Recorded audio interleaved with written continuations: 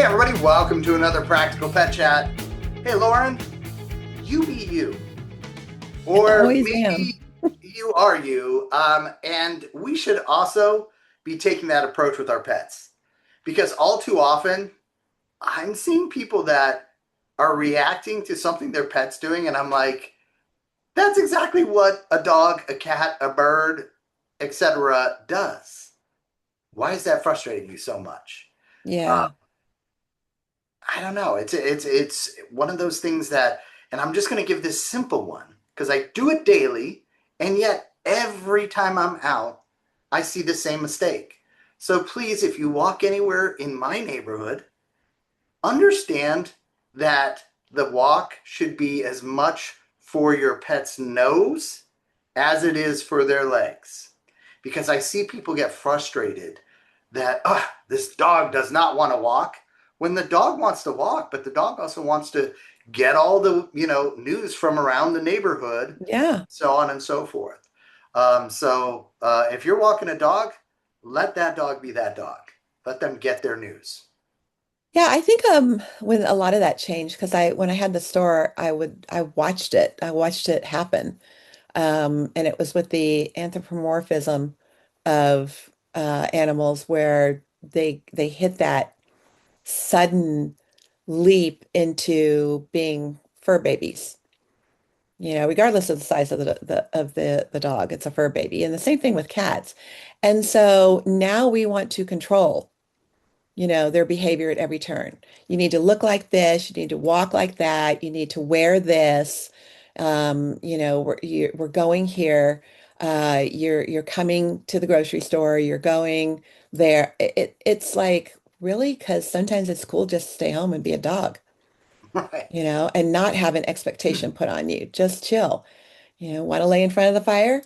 Great. Don't want to lay in front of the fire? No problem, instead of trying to manipulate everything they do. It used to be frustrating when people come in and you could clearly see, okay, so I had 12 dogs, right? I had four dogs out of those 12 who were actually excited to wear a shirt, or something like that. The other dogs, I know were plotting murder. I could see it behind their eyes that night. They were going to get together, and it was like, this was not fun. They didn't have any control over it. And so I stopped doing that. It was like, well, I can see they don't like it. So why am I going to do this? For my entertainment, for my joy of laughter for the few minutes that is torture for the kid. But for the four dogs that loved it, the wardrobe was amazing. And literally, I'd set things out and they would pick what they wanted, those four dogs. The other eight dogs would be over up against the wall going, be careful, she doesn't look this way. We could be next because they never got over the fact that I tried it with Sure. them when they, previously. And if they didn't want to do it, it was like, why am I making them? This isn't fun for them. So, I know it's probably different if you only have one or two and that's what you want to do. But really, you got to kind of look at, do you want somebody to make you do or wear or, behave in some way that you don't want? It's the same thing. It's kind of why you love creative grooming. I do And love creative grooming. and I looked at the dog and go, do you wonder if all the other dogs in the neighborhood are going, oh man, did you see Fifi's color? Oh my gosh, But it's so Fifi's a interesting. zebra today. I love it. Bella's going to be a panda one of these days. Um, Maybe a raccoon. What if She she almost doesn't want to be? yeah. That's true. But you as you were saying that, it's so funny because I didn't think that's where we were going to go with this conversation. But I have seen exactly what you're talking about, not just in the creative grooming, but I've got to admit, I used to be one of those of like, really, who needs a stroller for their dog? And I have now seen the happiest dogs in strollers. Right. And, you know, it's just this weird, like, you have to get over yourself sometimes and just go, I wouldn't personally do that. But you know what? that dog, that cat, that bird is living, their best life. And you can see because they're strutting, they're, super happy, they're posing. You and I go to trade shows that, Mhm. we see these and it's just so fun and amazing because they pick up on that energy. Mhm. And so I think to me, that's the thing I just wanted to call out is like, hey, if it's not for you, be like the eight other dogs in Lauren's pack and just, okay. But you don't have to try and shut it down. You don't have to try and, why would you do that? I mean, I see people um, who get, visibly upset. They It's do. not your kid. And it's like, really? Come on. Just, Yeah. walk the other way if it bugs you that much. That's a sore spot. That's a Yeah. sore spot. When you, and it's been posted online by a few people in the past about calling your animals fur kids or Oh, yeah. referring to them as kids. And some people are visceral about it. And they absolutely are first to jump out and say why it's terrible. And then they come back, to other people going, well, I don't have kids. This is my kid. Or, all my kids have left and they live in Europe or something. And this is my kid now. And, and I think we talked about this previously where it's more about how you feel Yeah. and the connection you have than it is a three-letter word. The word is just a summary of the emotion. I have to say though, what will get people over things really fast is if they have a little bit of empathy and actually look at why some people do things like the stroller. Mhm. If you have old, senior, or infirm kids, that still allows them to participate. And Exactly. they Yeah. know it. They absolutely know it. Yeah. And they appreciate it because they can't do what they did before. And it still creates the bond and the connection. I love it. I mean, we have a stroller for our dogs. We never use it because they're little, but I have it in case somebody gets hurt, Sure. or somebody gets sick or something like that. And we need them to, be able to get outside or go somewhere and be part of things. So I think if a lot of people would just look at it a little differently. I know you and I at this last trade show, we saw the same kids at the same time a couple of times, and you love it, and I'm like, "Mm." But you have to check that when you look at the dog, and the dog is joyful. Yeah. And they're loving the creative grooming that they have. And it's like, all right, I'm good with it then. It's Yeah. it's it's no negative to the dog. The dog isn't exhausted or feeling like, it's something they hate and they don't want the attention and they're not hiding. So, but it really comes down to being able to understand the animal that you have in front of you and appreciating their needs and wants and making sure that those are at least as important as what you want, because you're in control, Yeah. right? I mean, that's the bottom line here. You're in control. But control is different than um, nurturing and compassion, you Yeah, know? it's interesting because I would say two things. One, um, it has shifted quite a bit. I mean, there are some big names that are recognizable to non-pet industry people that used to really clamp down on anybody who would say, that is not your kid, that is a dog, and you must blah, probably a lot of people know who I'm talking about. But that being said, yeah, yeah. But that being said, I do think we have learned a lot, and my argument always to that person and other people was whatever elevates the treatment and Right. respect for the animals, I'm all for. Now you can take anything too far. And I like how you framed it.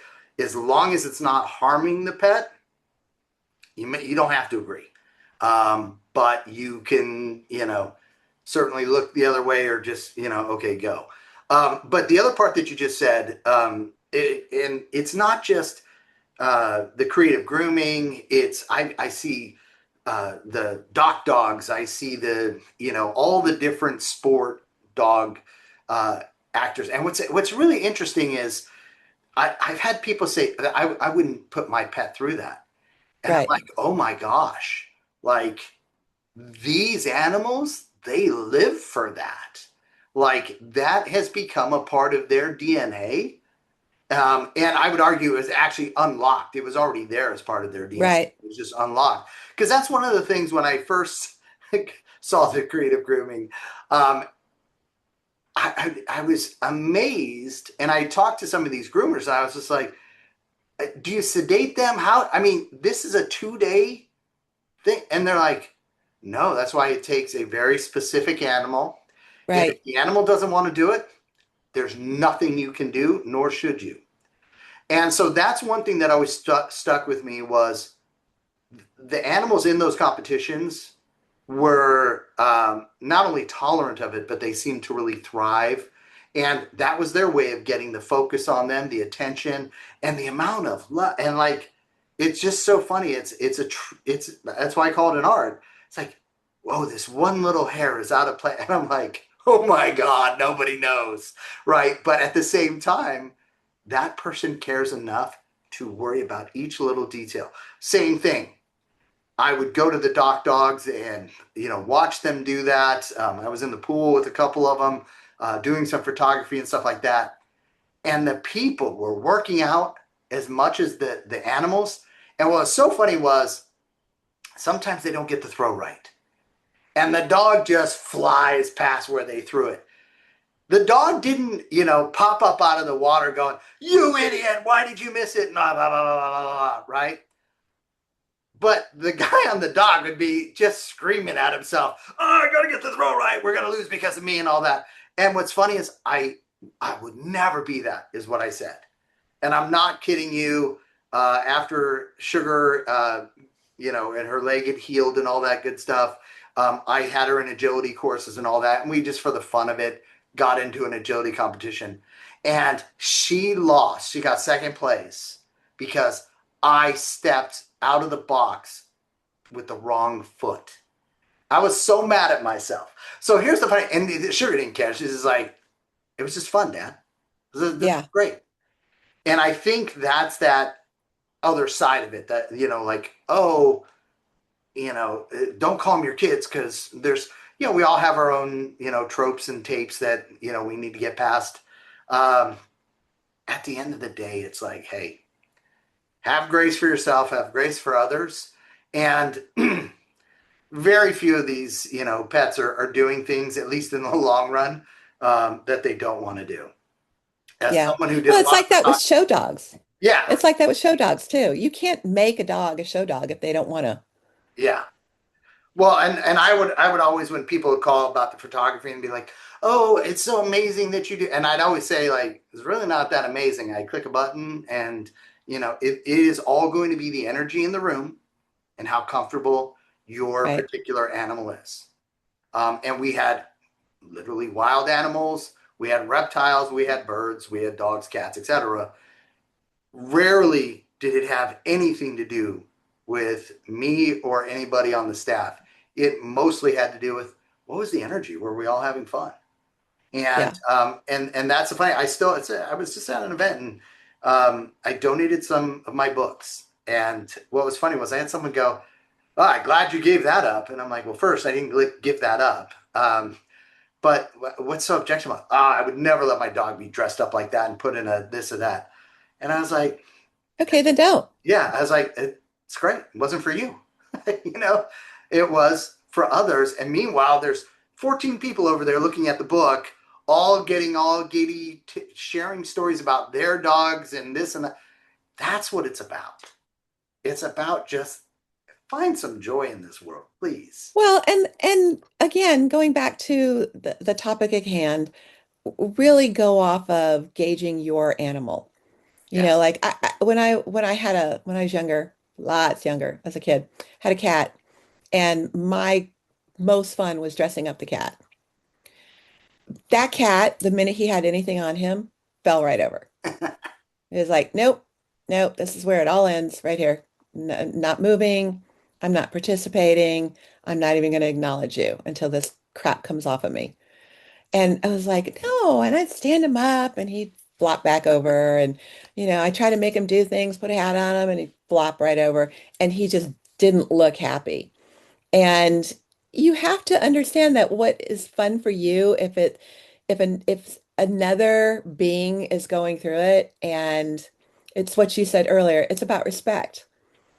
Once you've seen that this is not the thing, move on. Yeah, Let them be them, let them do their thing, let them be happy. Their lives are so short.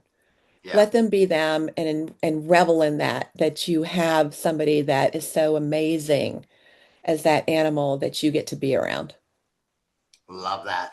On that note, share what your pet loves with us. Practicalpetchat@gmail.com.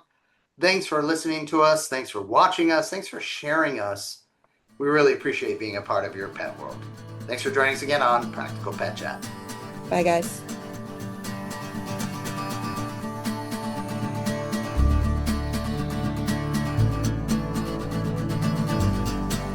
The content of this podcast is for informational purposes only. It is not intended as, nor should it be construed as, professional medical advice, diagnosis, or treatment for your pets. Always seek the advice of a qualified veterinarian with any questions you may have regarding your pet's health or medical condition. Never disregard professional veterinary advice or delay in seeking it because of something you have heard on this podcast. The hosts and the guests of this podcast are not liable for any actions taken based on the information shared during these episodes. Any reliance on the information provided is solely at your own risk. Copyright 2026 Practical Pet Chat. All rights reserved. Unauthorized duplication, distribution, or reproduction of any content from this podcast, including but not limited to audio, scripts, and show notes, is prohibited without prior written consent. The opinions and views expressed by the hosts and guests are their own and do not necessarily reflect the views of Practical Pet Chat.